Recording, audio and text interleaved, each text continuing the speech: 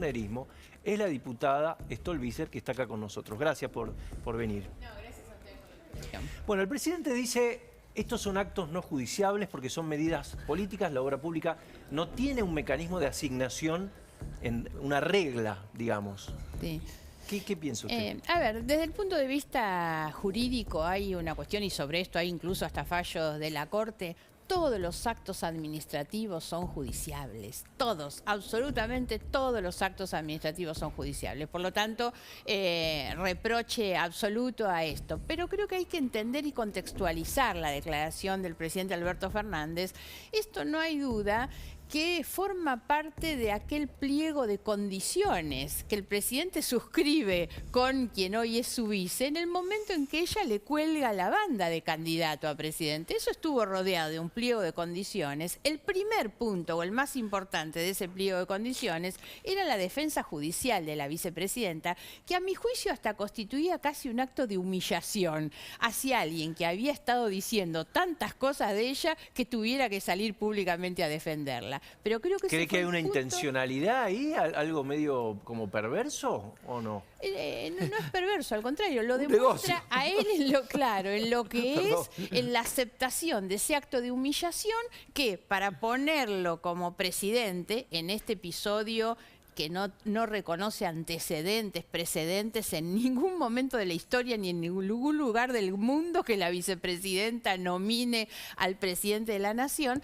pero esto iba rodeado de una cantidad de condicionamientos que él acepta, y esos condicionamientos pasaban porque él se desdijera de todas las cosas que públicamente había dicho antes. Y eso es lo que ha venido haciendo, porque me parece que lo peor es que lo que él hace hoy en tribunales no es otra cosa que ratificar los pasos que ha venido dando desde que asume la presidencia de la Nación. Para mí fue muy fuerte algo que no tuvo tal vez toda la trascendencia pública que debió haber tenido, que es cuando él eleva el proyecto de la primera reforma judicial que tiene media sanción en el Senado, y él entre esos fundamentos, dicho ¿La de Rafecas? Firmado.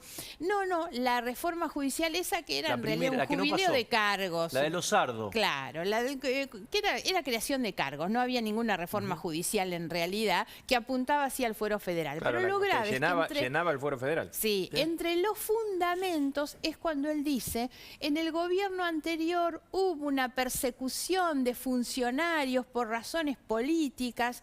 Ya para mí, cuando él firma eso, de su puño y letra en la elevación, él está ahí empezando a cumplir con esos compromisos, que le decían, vos que dijiste en algún momento que yo tenía que ir presa, bueno, ahora tenés que empezar a decir que soy una perseguida política. Es inédito, Margarita, en absoluto, ¿no? Porque uno tiene casos históricos en donde lo que hay es traición del presidente delegado, ¿no? Con el que le dio poder. Una vez que agarró la manija, dijo, bueno, ahora el presidente... En general es lo que pasa, ¿no? ¿No? ¿Cierto? Este es el caso inverso. Es, digamos, en vez de ser un elogio de la traición, es el elogio de la sumisión, ¿no? Una vez que es presidente, ¿no? Se coloca en sumisión permanente, especialmente con lo que él había sido. Sí. ¿Cierto? Es una cosa increíble. Hay además una lectura política, que creo que es lo que ustedes conversaban en el bloque anterior, respecto a cómo inciden estas cuestiones y otras, obviamente, sobre el debilitamiento que el gobierno ha tenido.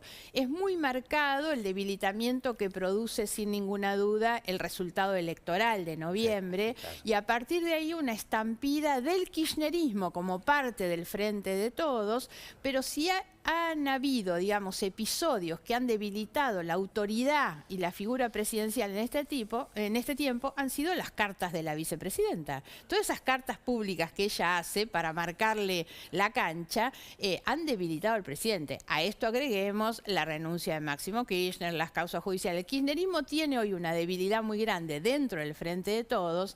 ¿Y qué es lo que deberíamos intentar leer a partir de esto? Es una oportunidad para el presidente y es una oportunidad para el gobierno, que es decir, bueno, hoy ya el kirchnerismo no cuenta en el Congreso con esas mayorías tan importantes, ¿por qué no se aprovecha para reconocer la necesidad de empezar a consensuar cosas? Y esto va de la mano de la discusión del acuerdo con el fondo, por ejemplo, Consejo de la Magistratura, o sea, la agenda parlamentaria pendiente debería empezar a decir, bueno, ¿por qué no empezamos a buscar puntos de acuerdo y de negociación con una oposición que debería presentarse como como razonable frente a estos temas, porque cuando hablamos de la debilidad de la autoridad presidencial, estamos hablando de un problema político, institucional, económico y social, por ende, también para la Argentina, que es sinónimo ¿no? de conducción, Claro. ¿no es cierto? Ahora, pareciera que el presidente, por naturaleza o por vocación, le encanta ser un equilibrista en la cuerda floja, ¿no? Claro. Porque finalmente... Perdón, porque en realidad yo hablo de cuál debería ser la oportunidad del presidente, y el presidente con la declaración de hoy nos está demostrando que va por el otro camino, que es aceptar las condiciones del kirchnerismo.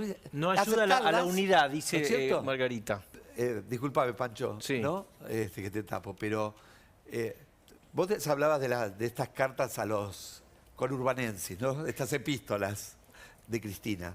Por otro lado, el presidente tiene el cajón, ¿no es cierto? Que lo usa mucho el cajón donde duermen los expedientes, porque este no es un gobierno que finalmente es eficaz hacia un lugar. Pues fíjate que la primera decisión importante de gobierno, que es, bueno, vamos al FMI, se paraliza, ¿no es cierto?, por una cuestión interna. O sea, es un gobierno que sobrevive porque no gobierna, porque si quiere gobernar hacia un lado, le tironean del otro lado, ¿viste? En una coalición Ahora, heterogénea sin nadie Luis, que conduzca. Ahora vamos a hablar del fondo. Quiero saber además cómo va a votar la diputada